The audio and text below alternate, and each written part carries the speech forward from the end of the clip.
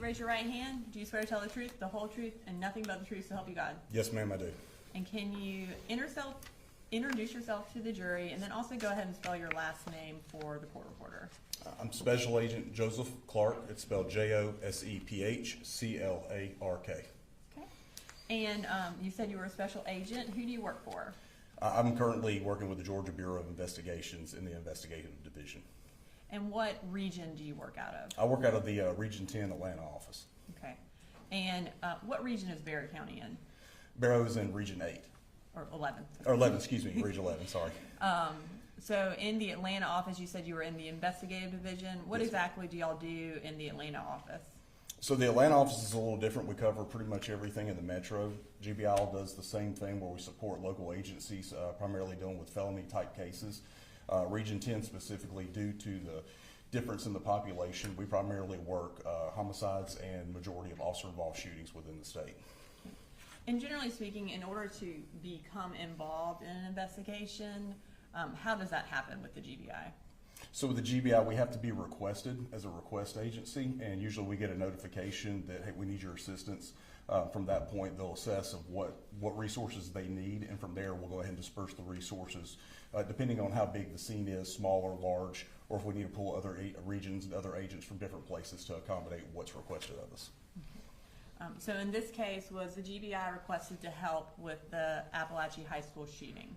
Yes, it was.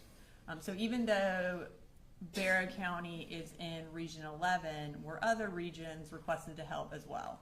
Yes, they were. And so as far as Region 10, how did y'all become involved? Well, at the time of the notification, I was actually working up in North Metro, Georgia. Was notified that there was a active shooter situation at Apalachee High School. When I called in to see where they needed me, they advised that our whole office had actually shifted from the office in Conyers and worked their way towards Apalachee High School.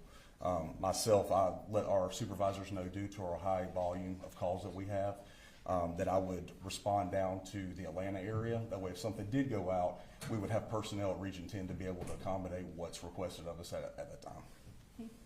And as part of your assistance in the Apalachee High School investigation, what was the first thing you did? I was notified that there was potential casualties, extreme casualties coming in. With Atlanta, we have Grady Hospital, which is a trauma 1. That's where usually the most severe go.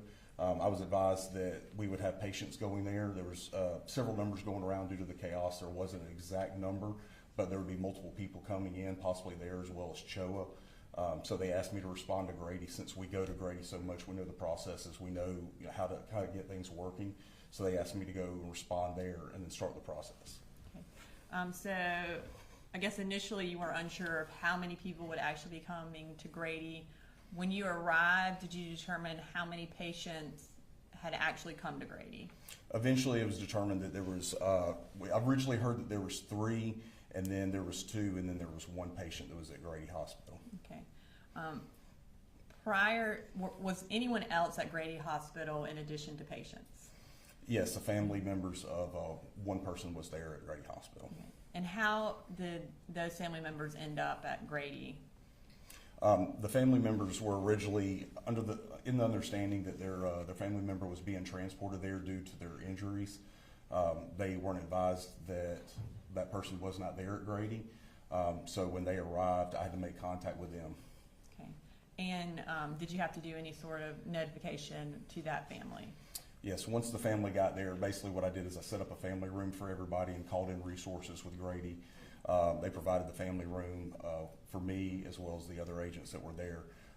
Then I had to provide a death notification to the wife and the parents of the person. Okay, and who was that? It was Ricky Aspinwall. Okay. After you provided the death notification to that family, what did you do next? After speaking to Ms. Aspinwall, I then made contact with the doctor of Taylor Jones, got a short briefing, just basically if she was stable or not, and then found out where her family members were in order to go make contact with them. Okay. At the time that you found the doctor, was Taylor in or out of surgery at that time? She was currently in surgery at the time. Okay. After locating the family members, what did you do?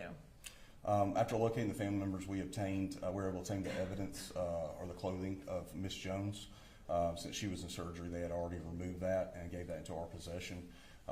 Once we got the evidence, we went and met with her grandfather, I believe, and the rest of the family. There's about 20 or 30 people there. There was multiple family members.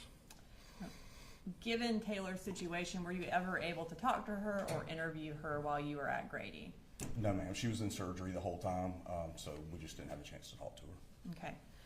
And you indicated that you received her clothing from medical personnel. What did you do with that clothing? It was originally given to me in a brown bag with a label on it. Once we finished what we were doing at Grady and Choa, I then responded back to, basically at a command center at Apalachee High School, where I took the evidence from Grady to Apalachee High School. I then took that evidence and turned it over to crime scene specialists so that way they could process it at a later date.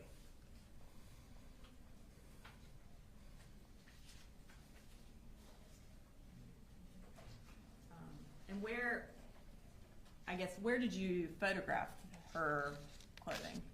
Part of the processing for us to document is once I got to Apalachee High School, I photographed everything that was there and bagged everything up and sealed it up myself. Okay. I'm going to show you what's been marked as State Exhibit 72 through 78.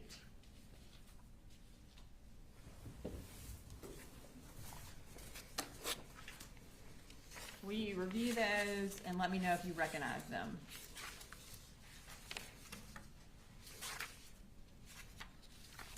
Yes, ma'am. Okay, and what do you recognize those as? That was the clothing belonging to Miss Jones. And are those fair and accurate copies of the photographs that you took of, or that were taken of Taylor Jones's clothing?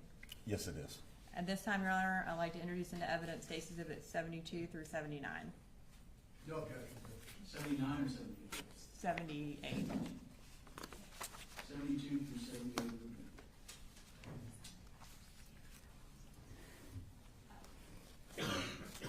And are also, and we'll just to clarify, are some of those pictures also of Melanie Delira Castaneda's clothing? Yes, ma'am. Okay, and we'll get to those later. All right, so starting with State's Exhibit 72, let's go ahead and display that for the jury. Can you tell us what that is? It's women's underwear that's got a apparent red liquid substance on it. Okay, and is that Taylor Jones's clothing? Yes, ma'am. All right, and moving to 73. What is that a picture of? I believe that is the pants belonging to Miss Jones. Okay, and were those removed during medical procedures? I don't know for sure, but I would assume due to the cutting, the style, the way the cutting is, that it was removed while they were trying to assist her in her medical. And then State Exhibit 74. It's a jacket, I believe, or no, it's the pants, excuse me. It's the pants of Miss Jones. And then say, and those are it for Miss Jones's clothing. All right, so the next thing I'm going to do at this time, I'm going to introduce into evidence State's Exhibit 79, which are Taylor Jones's medical records from Grady Hospital. We're introducing them under the business records exception.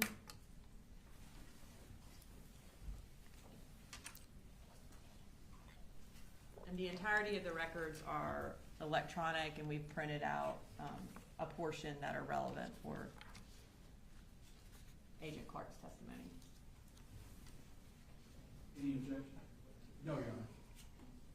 79 is admitted. Now I'm going to give you a copy for your reference.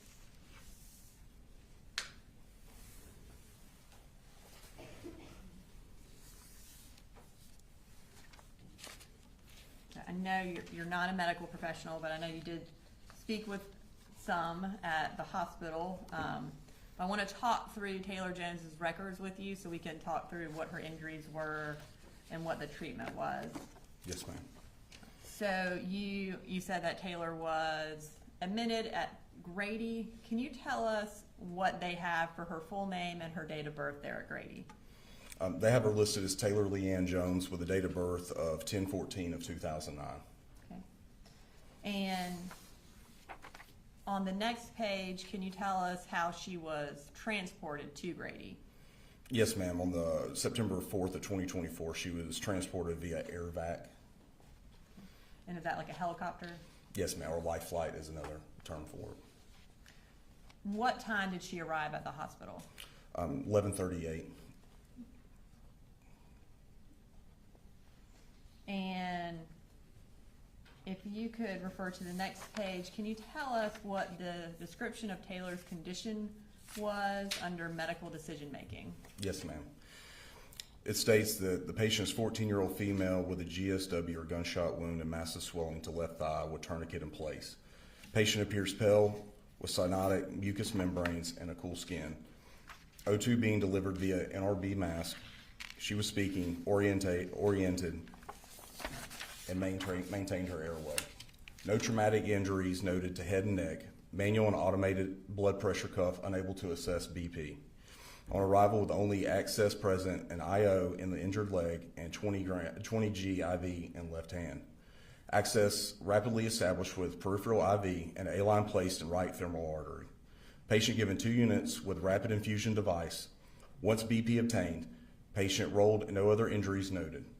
X-rays of chest and lower left extremity obtained and analgesia achieved with pain doses ketamine. HR remained tetracardic in 130s to 160s, tourniquet left in place, and patient immediately taken to the OR, 2 unstable for CT imaging. Okay. And then I'm also going to pull up page 8 from the medical records for the jury. Okay. And does this indicate the location of the gunshot wounds on Taylor's leg? Yes, ma'am. Okay. And how are they notated on this picture? With the numbers 1 and 2 and the circles around them. Okay. All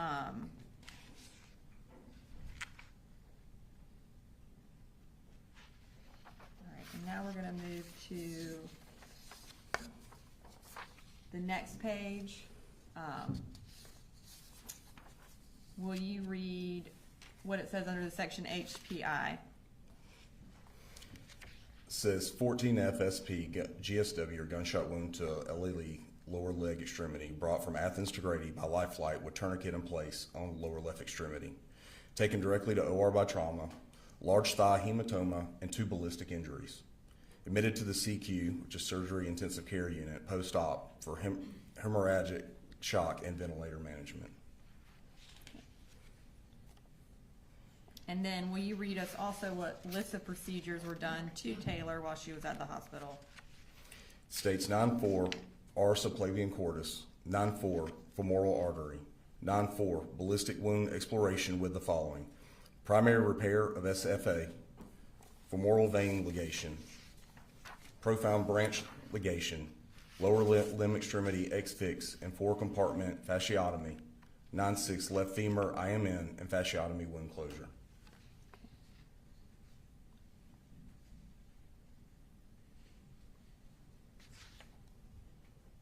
Okay.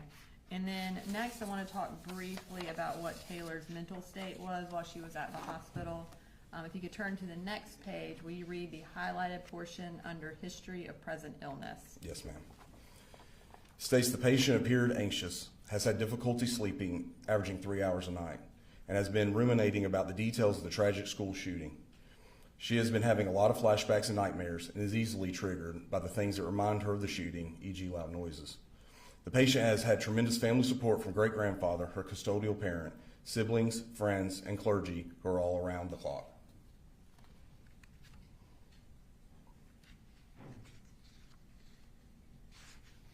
Okay.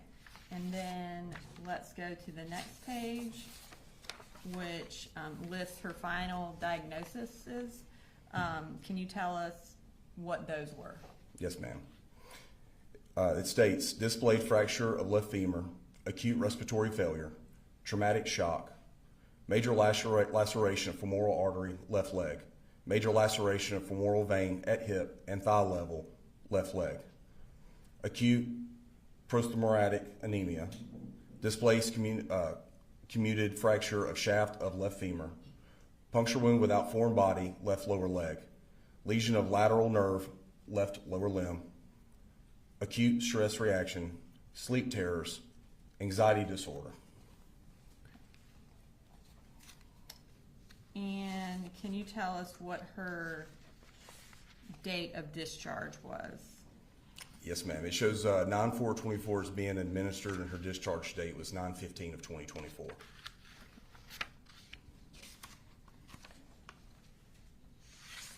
And then we're gonna turn to the next page where she admitted back into the hospital the next day. Yes, ma'am. It shows admission 9/16 of 2024. And what was her chief complaint? Her chief complaint, it states hip pain, patient BIB MS as transferred from OSH. PT was seen previously after injury first occurred for surgery here.